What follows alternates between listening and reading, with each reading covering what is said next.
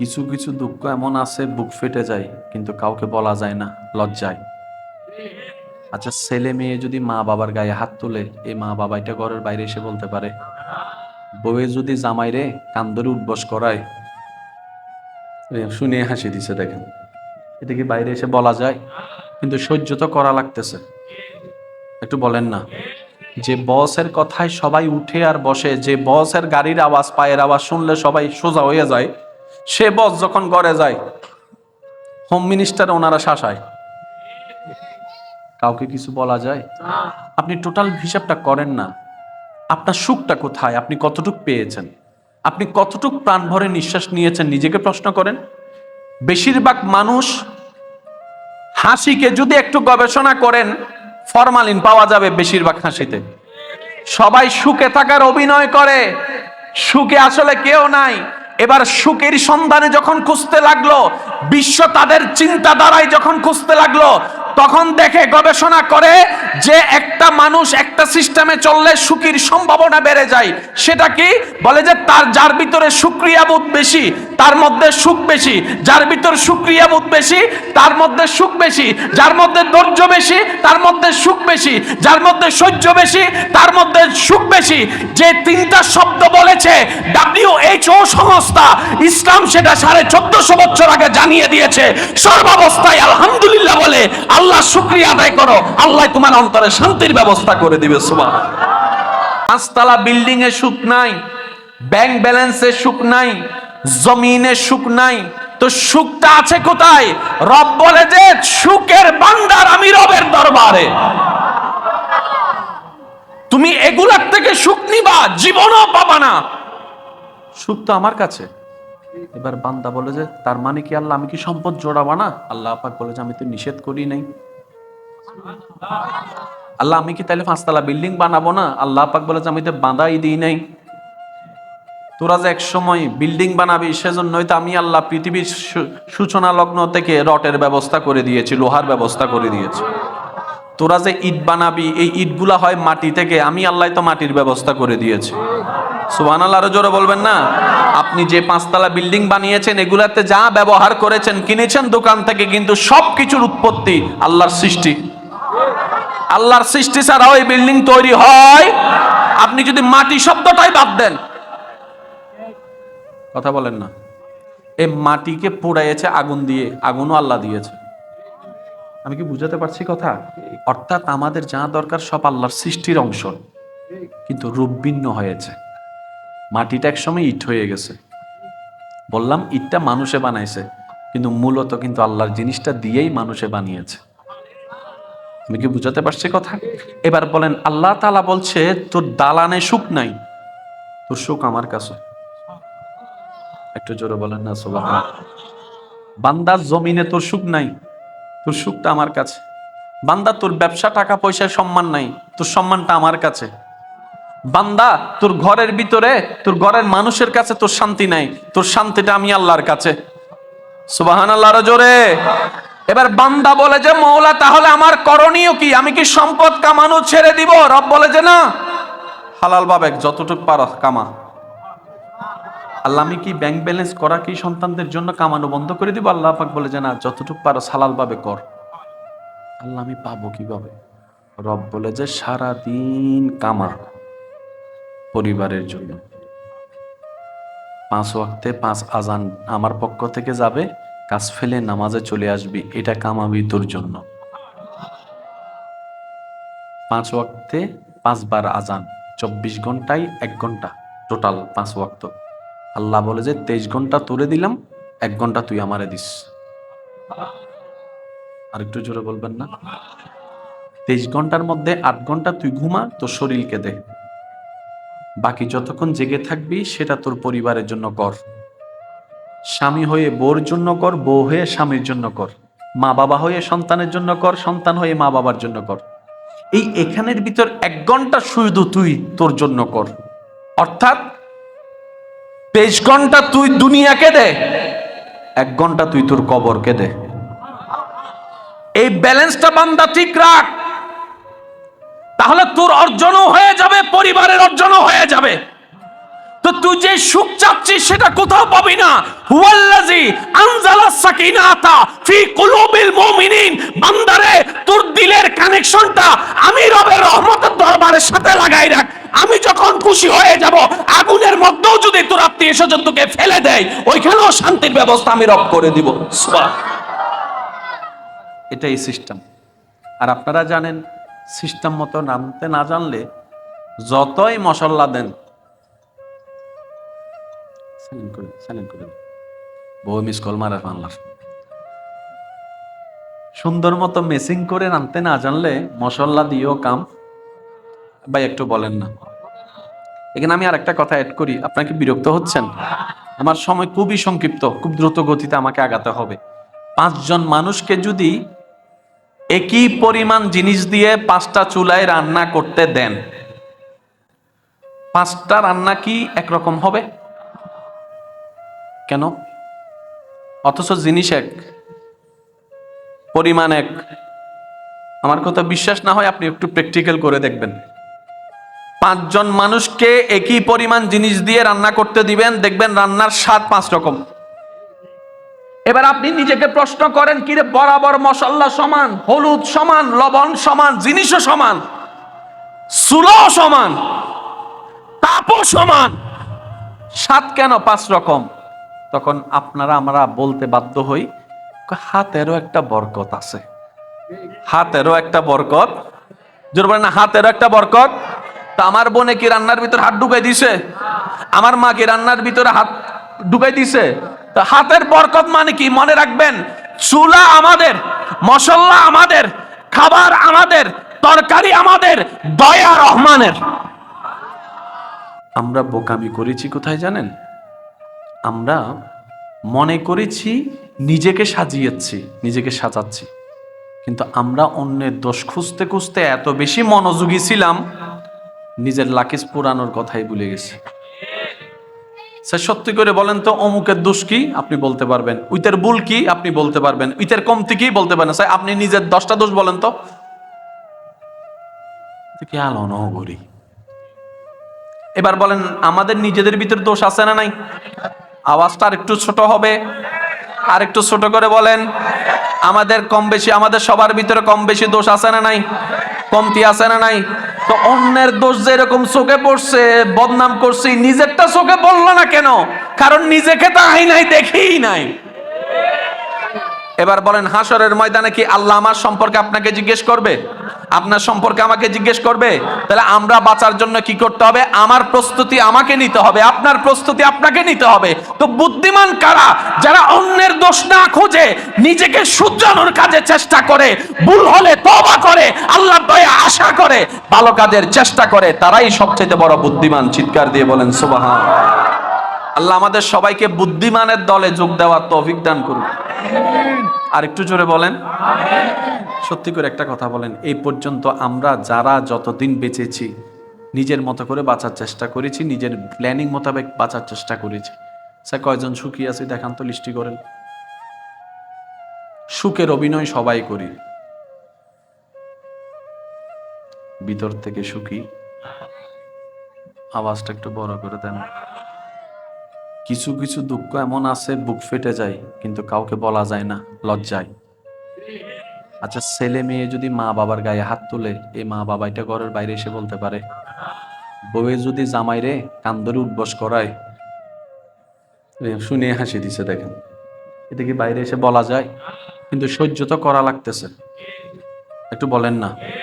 যে বসের কথায় সবাই উঠে আর বসে, যে বসের গাড়ির আওয়াজ, পায়ের আওয়াজ শুনলে সবাই সোজা হয়ে যায়, সে বস যখন ঘরে যায়, হোম মিনিস্টার ওনারা শাসায়, কাউকে কিছু বলা যায়? আপনি টোটাল হিসাবটা করেন না। আপনার সুখটা কোথায়? আপনি কতটুক পেয়েছেন? আপনি কতটুক প্রাণ ভরে নিঃশ্বাস নিয়েছেন? নিজেকে প্রশ্ন করেন। বেশিরভাগ মানুষ হাসিকে যদি একটু গবেষণা করেন, ফরমালিন পাওয়া যাবে বেশিরভাগ হাসিতে।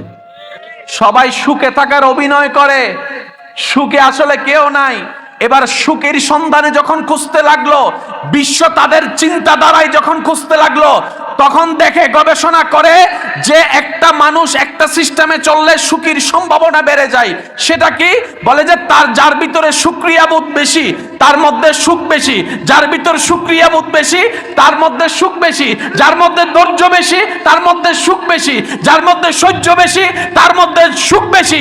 যে তিনটা শব্দ বলেছে WHO সংস্থা, ইসলাম সেটা 1450 বছর আগে জানিয়ে দিয়েছে। সর্বাবস্থায় আলহামদুলিল্লাহ বলে আল্লাহ শুকরিয়া আদায় করো, আল্লাহ তোমার অন্তরে শান্তির ব্যবস্থা করে দিবে। সুবহানাল্লাহ। ইসলাম এই জন্যই দরকার। 5 তলা বিল্ডিং এ সুখ নাই, ব্যাংক ব্যালেন্সে সুখ নাই, জমিনে সুখ নাই, তো সুখটা আছে কোথায়? রব বলে যে সুখের ভান্ডার আমি রবের দরবারে। তুমি এগুলার থেকে সুখ নিবা, জীবনও পাবা না, সুখ তো আমার কাছে। এবার বান্দা বলে যে তার মানে কি আল্লাহ আমি কি সম্পদ জোড়াবো না? আল্লাহ পাক বলে যে আমি তো নিষেধ করি নাই। আল্লাহ আমি কি তাহলে 5 তলা বিল্ডিং বানাবো না? আল্লাহ পাক বলে যে আমি তো বাঁধাই দিই নাই। তোরা যে এক সময় বিল্ডিং বানাবি সেজন্যই তো আমি আল্লাহ পৃথিবীর সূচনা লগ্ন থেকে রটের ব্যবস্থা করে দিয়েছি, লোহার ব্যবস্থা করে দিয়েছি। তোরা যে ইট বানাবি এই ইটগুলা হয় মাটি থেকে, আমি আল্লাহ তো মাটির ব্যবস্থা করে দিয়েছি। সুবহানাল্লাহ, আরো জোরে বলবেন না? আপনি যে 5 তলা বিল্ডিং বানিয়েছেন এগুলাতে যা ব্যবহার করেছেন, কিনেছেন দোকান থেকে, কিন্তু সবকিছুর উৎপত্তি আল্লাহর সৃষ্টি। আল্লাহর সৃষ্টি ছাড়া ওই বিল্ডিং তৈরি হয়? আপনি যদি মাটি শব্দটাই বাদ দেন, কথা বলেন না, এই মাটিকে পোড়াইছে আগুন দিয়ে, আগুনও আল্লাহ দিয়েছে। আমি কি বুঝাতে পারছি কথা? অর্থাৎ আমাদের যা দরকার সব আল্লাহর সৃষ্টির অংশ, কিন্তু রূপ ভিন্ন হয়েছে। মাটিটা একসময় ইট হয়ে গেছে, বললাম ইটটা মানুষে বানাইছে, কিন্তু মূলত কিন্তু আল্লাহর জিনিসটা দিয়েই মানুষে বানিয়েছে। আমি কি বুঝাতে পারছি কথা? এবার বলেন, আল্লাহ তাআলা বলছে তোর দালানে সুখ নাই, তোর সুখ আমার কাছে। একটু জোরে বলেন না সুবহানাল্লাহ। বান্দার জমিনে তোর সুখ নাই, তোর সুখটা আমার কাছে। বান্দা তোর ব্যবসা, টাকা পয়সায় সম্মান নাই, তোর সম্মানটা আমার কাছে। বান্দা তোর ঘরের ভিতরে, তোর ঘরের মানুষের কাছে তোর শান্তি নাই, তোর শান্তিটা আমি আল্লাহর কাছে। সুবহানাল্লাহ, আরো জোরে। এবার বান্দা বলে যে মওলা তাহলে আমার করণীয় কি? আমি কি সম্পদ কামানো ছেড়ে দিব? রব বলে যে না, হালাল ভাবে যতটুকু পারো কামা। আল্লাহ আমি কি ব্যাংক ব্যালেন্স করা কি সন্তানদের জন্য কামানো বন্ধ করে দিব? আল্লাহ পাক বলে যে না, যতটুকু পারো হালাল ভাবে কর। আল্লাহ আমি পাবো কিভাবে? রব বলে যে সারা দিন কামা পরিবারের জন্য,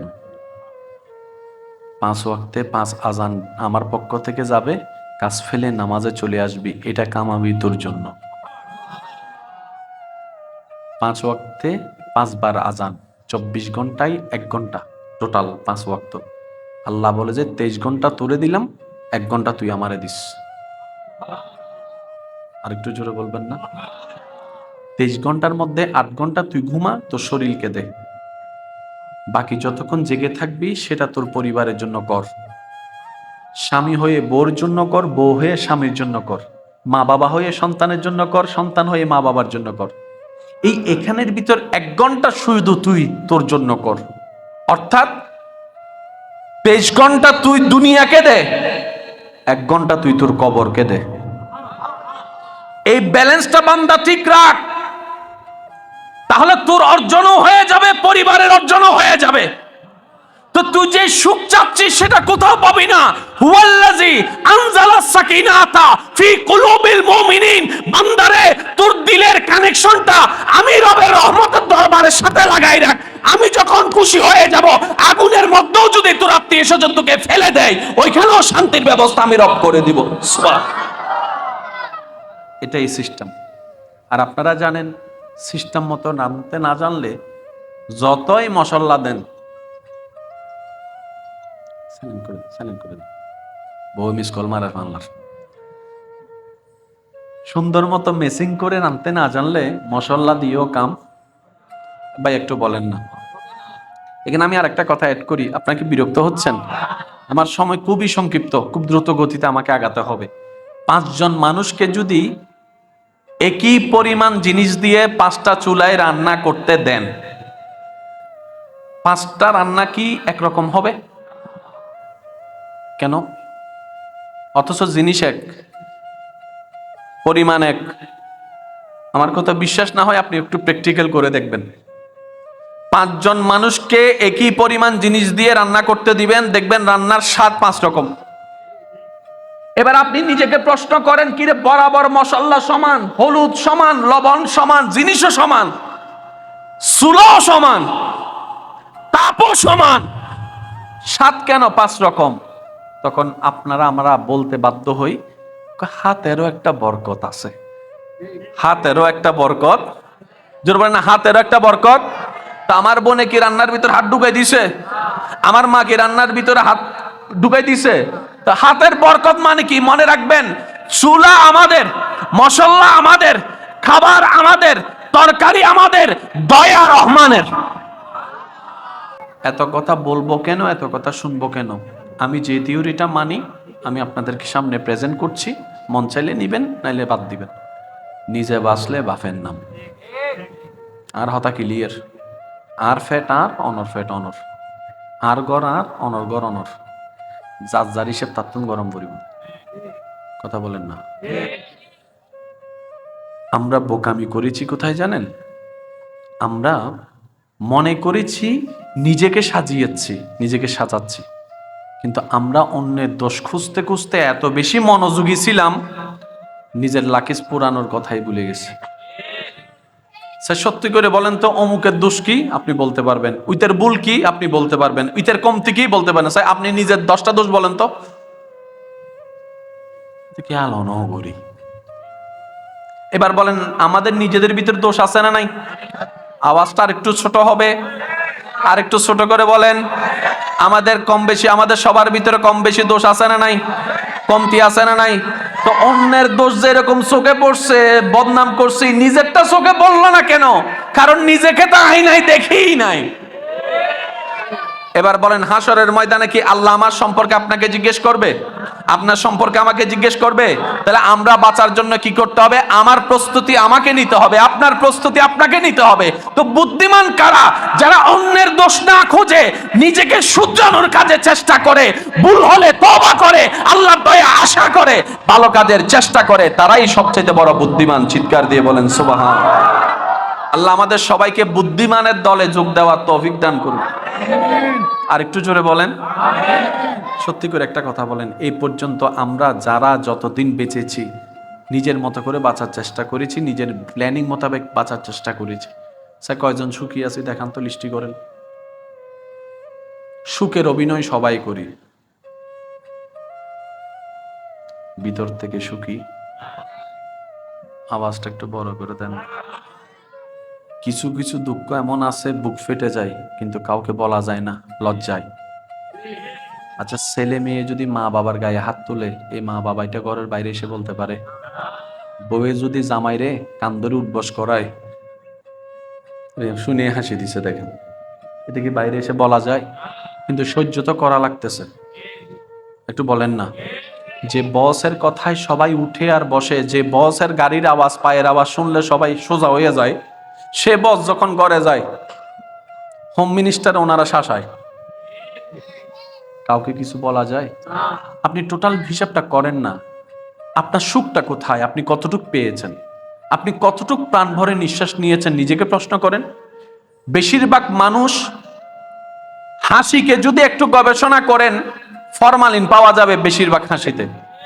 সবাই সুখে থাকার অভিনয় করে, সুখে আসলে কেউ নাই। এবার সুখের সন্ধানে যখন খুঁজতে লাগলো, বিশ্ব তাদের চিন্তাধারায় যখন খুঁজতে লাগলো, তখন দেখে, গবেষণা করে যে একটা মানুষ একটা সিস্টেমে চললে সুখীর সম্ভাবনা বেড়ে যায়। সেটা কি? বলে যে তার যার ভিতরে শুকরিয়াবোধ বেশি তার মধ্যে সুখ বেশি, যার ভিতর শুকরিয়াবোধ বেশি তার মধ্যে সুখ বেশি, যার মধ্যে ধৈর্য বেশি তার মধ্যে সুখ বেশি, যার মধ্যে সহ্য বেশি তার মধ্যে সুখ বেশি।